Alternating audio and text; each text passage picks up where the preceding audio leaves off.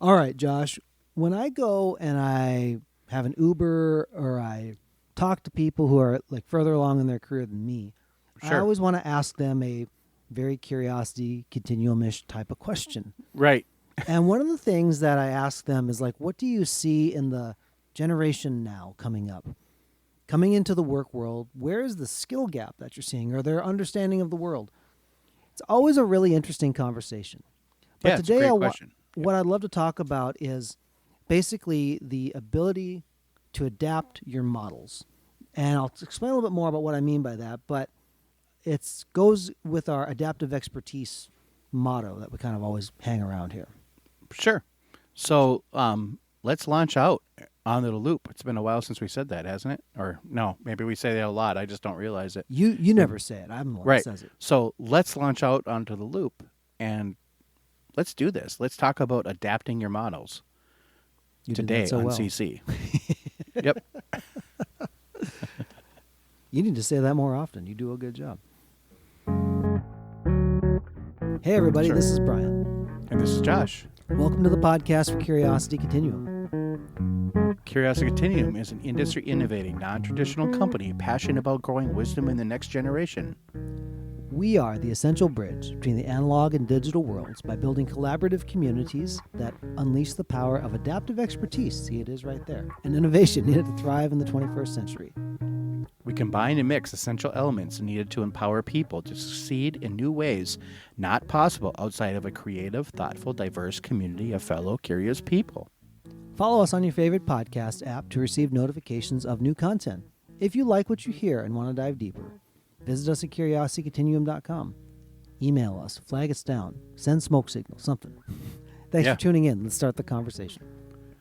All right, Brian. So you had this idea of adapting your models, and I really like the idea. I like how you kind of like pulled it into the conversation. So what did you want to talk about today?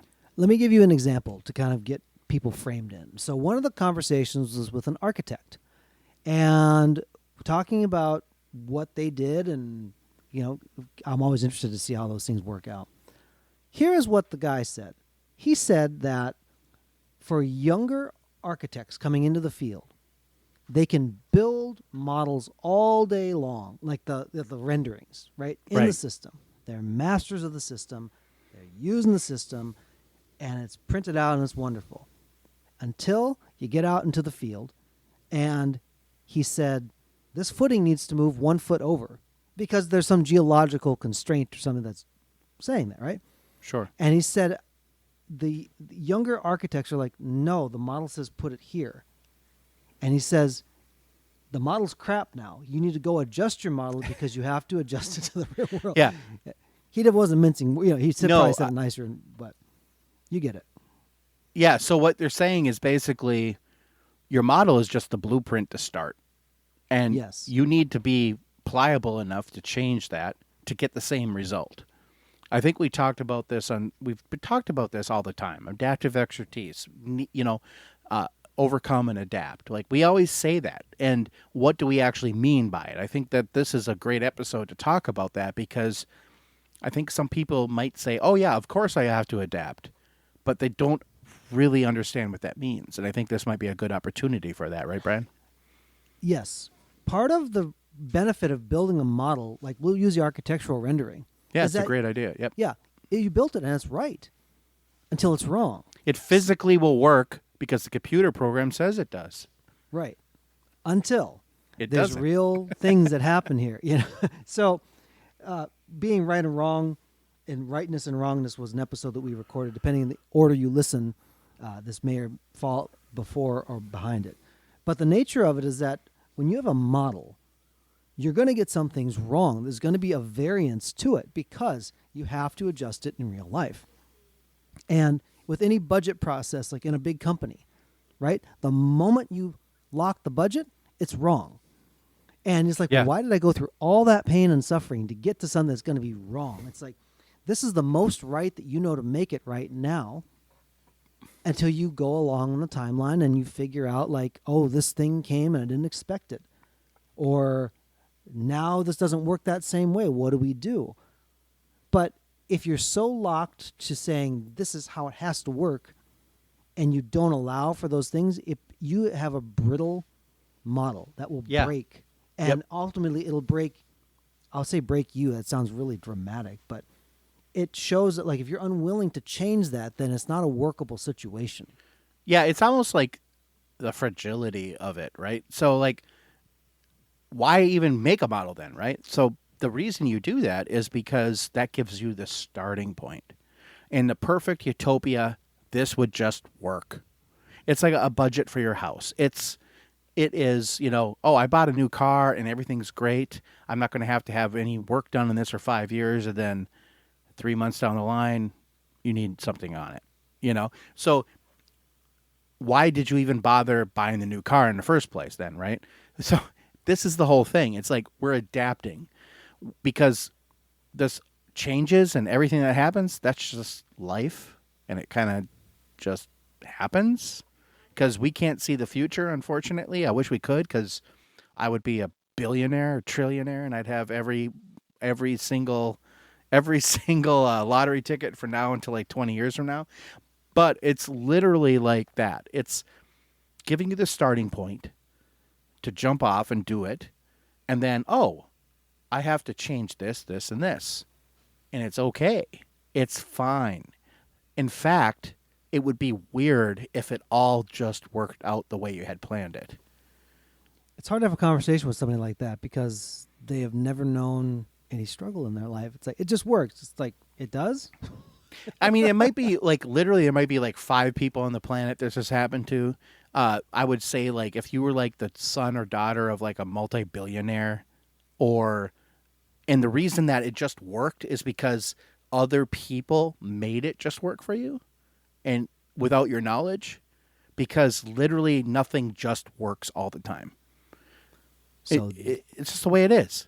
now here's the jumping in point again. So I've talked before to other people, and I think I talked about on this podcast, where the way that you think about something in a digital sense is that you have to have enough of an idea to perceive the topic by which you want to ask the engine, which will give you back what they think you want to see. Right. And it flipped discovery completely around. If you're walking around a mall and you find something, it's like, I never would have known I liked that thing over there, because you wouldn't have even known to think about it. So the digital constructs have to be rigid enough so they work. Like, if you have code on a website and it's one flaw that's in code, it doesn't work. You have to debug it, right? So it has to work. But the real world has many compromises going on all the time to make it work. Yeah, of course, like if you take sunlight away from a plant, it's going to die, But right. But not right away. Not right away. And that's the thing. It's not instant, a lot of it. Sometimes you don't realize how wrong you were until you move along. Because, see, the models are based on assumptions. And they're called assumptions for a reason. Mm-hmm. You can logically walk somebody through that. You can give them rationale even behind it. That doesn't mean that it's going to be correct. And that's okay. You just have to know how to calibrate yourself. And I think part of the issue is that when people find a model that works, they're unwilling to recalibrate it or throw it away when the time comes. And what happens is then they are locked into a certain model of what they're doing, and they've never adapted it for the future. The most innovative companies, well, I'm not innovative. The companies that hung around the most adapted at least enough. I mean, like we'll take like a couple modern examples. Kmart, they did not adapt to the internet. Macy's did not adapt to the internet. Dillard's did not adapt to the internet. Now, they did not see Sears, same thing. They did not see the force that like the internet would become. Now, that's okay, but they refused to change until the very end. Sears, for example, sold off their Craftsman brand. Probably the one thing that could have got them out of the hole, they sold it because they needed the cash. That's how bad it got at the end there, right? So, I mean, if you would go back to like 1985, Sears Roebuck Huge company, one of the biggest Huge. companies in the world. No one, if you would have told them 20 years from now, you're going to be basically bankrupt, or 30 years, they wouldn't believe you. These are the things that really, it's your failure of imagination, because you can't imagine it, you can't plan for it. So when it happens, you're like, oh no, it's not, that's just a one-off thing. But when it keeps happening, you have to be able to ground yourself and say, how do I fix this? It's not even fix this. How do I survive this? Because now I'm in reactionary mode. How do I survive it? It's like the same thing in your personal life. Like when something like catastrophic happens, you're not like thinking, oh, that's all great and good. No, how do I survive this to tomorrow, to the next week, to the next year? But you have to take it slow. And of course it's slow at first. And I think that's sometimes like these big companies and even like big corporations, like they just get lost in that.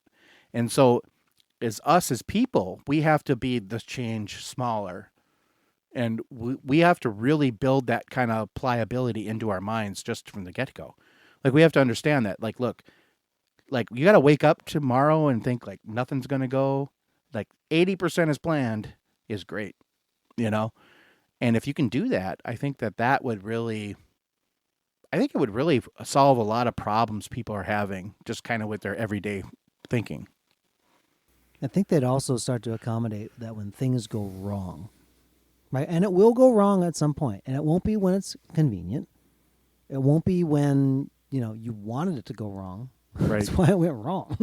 It's not like, well, today my car is going to just crap out entirely. I'm going to plan for that, so I'm already going to have a rental car. Like, it doesn't really work that way.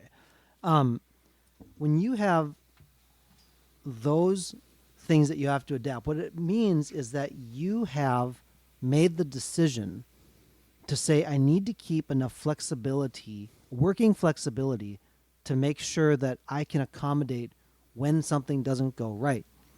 Right? Because if you said everything works perfectly, then this wouldn't even be a podcast episode.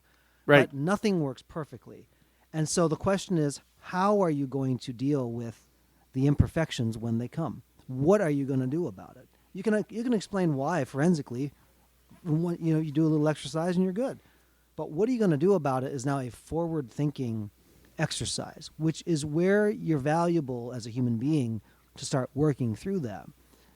Innovation doesn't come overnight. We had an episode about innovation. It's those little micro innovations that happen over time, over the course of numbers and bulk of people, where all of a sudden it tips over, right? Right. Are there some major cosmic leaps sometimes? Of course. Or black swan events that you wouldn't have expected.